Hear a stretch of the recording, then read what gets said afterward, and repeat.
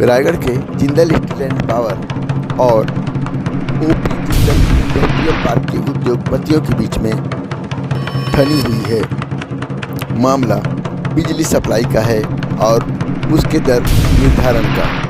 वहां के उद्योगपतियों का कहना है कि एग्रीमेंट के मुताबिक उन्हें 4 रुपये प्रति यूनिट के हिसाब से बिजली दिया जाना चाहिए, लेकिन जिंदल स्टील एंड पावर के अधिकारी उनके तर्कों से राजी नहीं हैं। फिलहाल उनके समस्याओं का समाधान नहीं निकल पा रहा है। दोनों तरफ से आरोप प्रत्यारोप जारी है। इंडस्ट्रियल पार्क में पावर की बहुत क्राइसिस है। जिंदल के द्वारा पावर की सप्लाई नहीं दी जा रही है, पर्याप्त मात्रा में बिजली नहीं दी जा रही है, जिससे कि हमारे बैरिज प्लांट बहुत स्ट्रगल की व्यवस्था में गुजर रहा है। यह बाबूजी ओम प्रकाश जिंदल का एक सपना था कि रायगढ़ के छोटे छोटे दुकानदारों को मैं इंडस्ट्री लाइन में लेकर के जाऊं और इनको उद्योगपति बनाने की मनसा इनके अंदर जिंदा करो। हम सब परचून की दुकान वाले, कोई जूते की दुकान वाला, कोई चूड़ी बेचने वाला, कोई कपड़ा बेचने वाला, कोई किराना बेचने वाला, आपस में ज्वाइन होकर के 2-2-3 पार्टनर बैंक से कर्जा लेकर के अपने आप को उद्योगपति बनने का सपना हम बाबूजी के सपनों के साथ देखने लगे।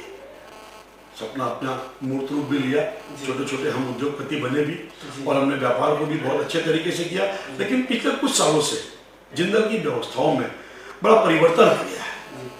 उनके अधिकारियों के द्वारा कम्युनिकेशन गैप समझा जाए या जिंदल की पॉलिसी समझा जाए, यह कर पाना तो हमारे लिए बहुत कठिन का विषय है। ये उनका इंटरनल मामला है। लेकिन पिछले कुछ सालों से हमें पावर के लिए बहुत स्ट्रगल करना पड़ता है। जब जब हमारा पिक टाइम होता है 2 पैसे प्रॉफिट आने का, तब तक हमारा पावर काट दिया जाता है। लेकिन अभी तक जो पावर काटा जाता था वो 10 से 15%, 20% पावर 2 महीना 1.5 महीने के लिए काटा जाता था। जिंदल का कहना होता था कि भाई हमको बिजली की क्राइसिस है, कोयले की क्राइसिस है, आप इसमें हमको सपोर्ट करो। तो नेचुरल हम उनको हर साल सपोर्ट करते थे। लेकिन इस साल उन्होंने इंतहा कर दी। पिछले 4 महीने से पूरा का पूरा जिंदल इंडस्ट्रियल पार्क को बंद कर देना, ब्लैकआउट कर देना, कभी कभी हफ्ते में 2 दिन में 4 दिन में एक बार पावर दे देना, इस तरह से उद्योग चलते नहीं। जिस सर ये बात एग्रीमेंट की हो रही है, एग्रीमेंट को ट्रिब्यूनल में आप लोगों ने इनकार कर दिया था, ऐसा कहा जा रहा है। तो ऐसा एग्रीमेंट की बात पे ही आपकी पूरी मुद्दा, पूरा लड़ाई आपकी उसी पर है। एग्रीमेंट को आपके द्वारा डिनाई किया गया, ऐसा क्यों? ऐसा मेरे पास भी आज कई अपने मीडिया पत्रकार भाइयों का फोन आया था कि हमने एग्रीमेंट को इनकार किया है। ऐसा कोई भी डॉक्यूमेंट्स अगर जिंदल के पास हो तो वो फ्रंट लाइन में लाए, क्योंकि जिस दिन हमने प्रेस कॉन्फ्रेंस ली थी उस दिन एवरीथिंग आप लोगों ने देखा होगा, सारे डॉक्यूमेंट्स के साथ हमने प्रेस कॉन्फ्रेंस किया था। एवरीथिंग डॉक्यूमेंट्स हमारे पास थे और आज भी हमारे पास डॉक्यूमेंट्स हैं जो मैं आपको अभी उपलब्ध कराऊंगा।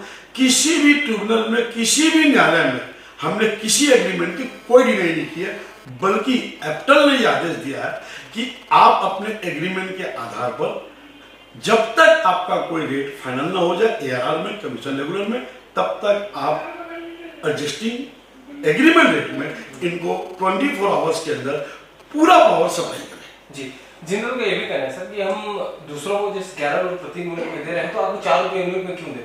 हमको ये काफी महंगा सौदा पड़ रहा है।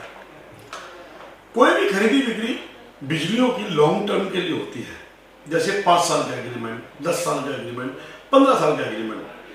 जिस वक्त 1.5 रुपए की बिजली पड़ती है उस दिन हम कभी धरना नहीं देते कि हमको 4 रुपए से आप 1.5 रुपए लगाइए। जिस दिन 11 रुपए पड़ती है उस दिन जिंदल धरना देना चालू कर देता है कि हम बिजली नहीं देंगे। ये व्यापार के लिए अव्यावहारिक बातें हैं।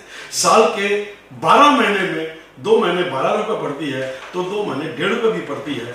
उस दिन हम कभी ये नहीं बोलते जिंदल को हमको 1.5 रुपए में पावर चाहिए। तो जिंदल को ये कहने का कभी भी अधिकार नहीं बनता इस 2 महीने में कि हम 11 रुपए में पावर देंगे। ये व्यापार की कोई मानवता या व्यापार का कोई सिस्टम नहीं है।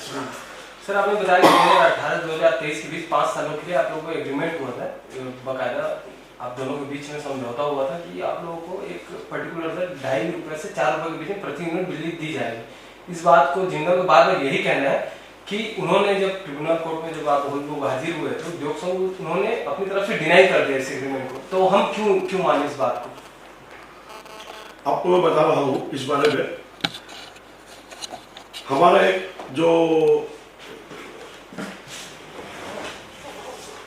नियामक आयोग का हमारा जो डिसाइड हुआ था वो हमारा एप्टल का ऑर्डर है, जिसमें पेज नंबर 69 और पॉइंट नंबर 107 आप ऑनलाइन भी निकाल लेंगे, जिसकी मैं आपको पूरी की पूरी साइट दे दूंगा।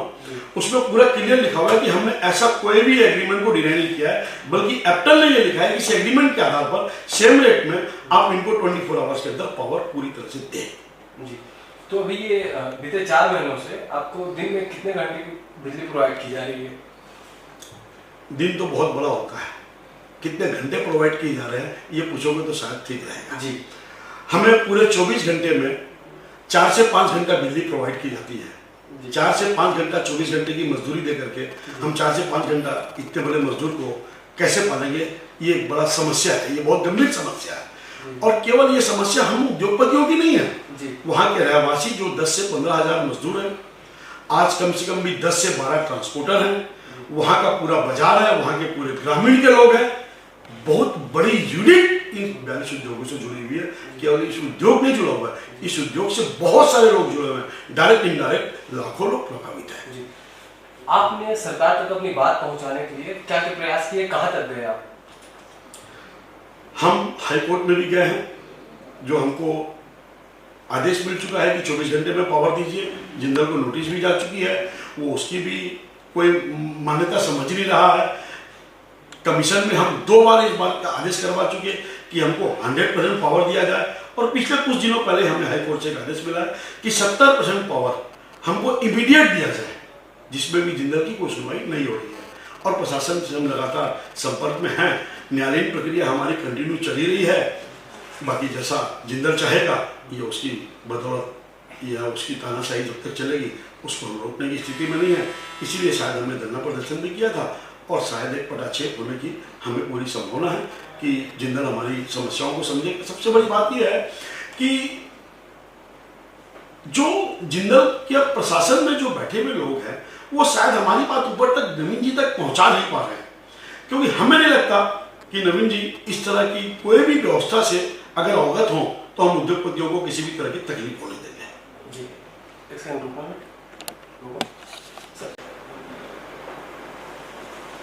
यह लगभग 2003-4 के आसपास की बात है।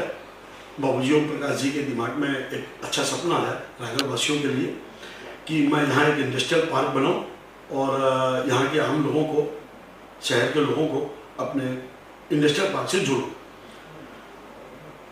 उसी तर्ज पर जिंदल ने गवर्नमेंट से जमीनें ली, और जो भी जमीन हमारे इंडस्ट्रियल पार्क की है वो गवर्नमेंट की लीज की जमीन है जिंदल को, और केवल इसीलिए उसे गवर्नमेंट ने लीज पे जमीन जिंदल को दिया है कि वो इंडस्ट्रियल पार्क बना करके छोटे छोटे उद्योगपतियों को व्यवस्थित तरीके से पावर की सप्लाई दे।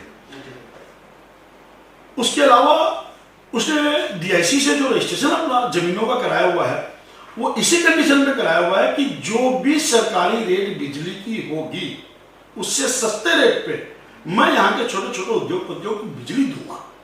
हमारा 25% गवर्नमेंट रेट से बिजली 25% की रेट कम देने का बिजली ऑलवेज वो बाध्य है उस एग्रीमेंट के तहत पर। फिर भी अपनी तरह से वो अपनी जिद पे अड़ जाता है कभी कभी, ये उनके समझ की बात है। जी सर, ये एग्रीमेंट की शुरुआत जिस तरह से हुई आपको बताया है, 2003-4 में जिंदल ने जमीनों को दिया था सरकार से लीज पे कि आप लोग सस्ते दर पे बिजली उपलब्ध कराएगा। लेकिन अभी बीच में ही कोरबा बिजली विभाग के कर्मचारियों ने कोर्ट में केस भी दायर किया हुआ है कि उनके पास कैपेसिटी प्लांट नहीं था कुछ समय तक के लिए, अभी हालांकि उपलब्ध हो चुका है, तब तक वो बिजली दे रहे थे। तो किस आधार पे दे रहे थे उसको लेकर के भी एक अलग विवाद छिड़ा हुआ है, तो उस पर आप क्या सोचते हैं? पूरी जगह छत्तीसगढ़ शासन देख लीजिए आप, जितने भी डिस्ट्रीब्यूटर लाइसेंसी बिजली के होल्डर हैं उनको देख लीजिए आप। कोयले की क्राइसिस ये एक समय के साथ साथ हर साल होता है, ये कोई आज की अचानक आई हुई समस्या नहीं है। ये कोयले की समस्या पिछले कई सालों से अचानक शॉर्ट पीरियड के लिए महीना 2 महीना 3 महीना के लिए हमेशा होती है। जो बिजली बना करके बिजली बेचने का सिस्टम है वो केवल जिंदल के लिए है पूरे इंडिया में, कि वो खुद से बिजली जनरेट करेगा और हमको डिस्ट्रीब्यूट करेगा। तो ये उसकी लायबिलिटी बनती है कि उसको उतना कोयला उतनी बिजली कैसे बनाना है, इस व्यवस्था को पहले से तय करके चले। आज गवर्नमेंट की रेट है, गवर्नमेंट की तो कोई बिजली की रेट बढ़ी नहीं है। अगर कोयले की क्राइसिस है तो सपोर्ट मांग रहा होगा उद्योगपतियों से, शॉर्ट पीरियड के लिए 2 घंटे 3 घंटे शटडाउन कर दिया पावर, ये सपोर्ट के तो हम भी जिंदल के लिए हमेशा तैयार है इसका ये मतलब तो नहीं है कि 2 महीने को रेट लेकर के अगर कोयले की रेट बढ़ गई है या 2 महीने की क्राइसिस है तो हम अपने प्लांट को बंद कर दें, परमानेंट रेट की बात करने लग जाए, ऐसा नहीं, यह व्यावहारिक बात है। सर आप बीते 3 माह में आप 2 बार प्रेस कॉन्फ्रेंस ले चुके हैं, सड़क पर भी उतर चुके हैं। आपकी अगली रणनीति क्या होगी, आपकी दिशा किस ओर है? आप मतलब सरकार तक आपकी बात क्यों नहीं पहुंच पा रही है? क्या कारण है इसकी? न सरकार सुन रहा है, न जिंदल प्रबंधन सुन रहा है। ऐसा क्या आपको वीक पॉइंट लगता है जहाँ पे आप लोग कमजोर पड़ रहे हैं? हमारा सबसे बड़ा वीक पॉइंट है कि हम बहुत छोटे उद्योगपति हैं, हमारी सोर्सेस बहुत कॉमन है। जी सर, यहाँ पे मैं इंटरप्ट करूंगा, ये कोई वीक पॉइंट नहीं होता सर। आप छोटे उद्योग, सरकार तो सभी के सुनेगी, न्याय तो सभी के साथ होगा। कहाँ पे मतलब अगर आप सही हैं तो बीते 3 महीनों में आपको 2 बार सड़कों पर उतरने की जरूरत क्यों आनी पड़ी? सड़कों पर उतरने का सबसे बड़ा कारण वही है कि हमारी सुनवाई नहीं हो रही है। मैं यही बात बता रहा हूँ, ये सामान्य सब्जेक्ट नहीं है। हमारी सरकार तक बात पहुंच जाए, हम आम लोगों की गिनतियों में हैं, जैसे आप हैं वैसे हम हैं। हम आम लोगों की बातें सरकारें तक पहुंचती हैं, समय लगता है, उसके लिए जुनून लाना पड़ता है हम आम लोगों को। और जो बड़े लोग होते हैं उनके लिए सरकारें अपने आप सामने बैठ करके पॉलिसियां बनाती हैं। हम लोगों के लिए पॉलिसी नहीं बनती है, हम लोगों को अपने अंदर जुनून सड़क पर उतरना पड़ता है जब हमारी बातें सुनी जाती है। सर ये पॉलिसी तो आप ही लोगों के लिए बनाई गई थी, इसी दर पे लीज पे जिंदल को जमीन मुहैया कराई गई थी। ये तो टोटल आप ही लोगों के लिए, छोटे लोगों के लिए था। तो अभी यहाँ पे जिंदल प्रबंधन गलत तरीकों से आपके ऊपर हावी हो रहा है क्या? जी ऐसा ही है। जिंदल हमको किस बेस पे पावर देगा, किस बेस पे इंडस्ट्रियल पार्क बैठाएगा, यह अंडरस्टैंडिंग उसने सरकार से किया। और सरकार की उसकी मैच्योर अच्छी अंडरस्टैंडिंग में जो रियली सबके लिए फायदेमंद था, सरकार के लिए भी, हमारे लिए भी, जिंदल के लिए भी, अगर वो पूरी तरह से अप्लीकेबल आज तक कंटिन्यू चलता रहता तो। अब जिंदल हमारी बात क्यों नहीं सुन रहा, जिंदल उस पर क्यों इम्प्लीमेंट नहीं कर रहा, इसका जवाब तो जिंदल को देना होगा। सर आगे इसमें आपकी रणनीति क्या होगी? अगर जिंदल प्रबंधन इसी तरह से अनसुना रवैया अपनाया रहा तो इसमें आगे आप लोग की रणनीति क्या होगी? हमारे पास कोई विकल्प नहीं है। हम नुकसान सहने की ताकतवर के लोग नहीं हैं, हम बहुत आम लोग हैं, न नुकसान सह सकते, न आपस में हम कोई झगड़ा करने के लोग हैं। हम केवल व्यापारी हैं, केवल कमाना जानते हैं, 2 पैसे कमा करके अपने परिवार के साथ आना चाहते हैं। लेकिन जिंदल प्रशासन ये भूल कभी न करे। छोटा व्यापारी जितना शांत होता है उतना अपने पेट के लिए, अपने परिवार के लिए उग्र होना भी जानता है, क्योंकि वो सब कुछ कर सकता है। कर्ज के लिए मरना बर्दाश्त नहीं करेगा, पहले लड़ेगा बाद में मारेगा।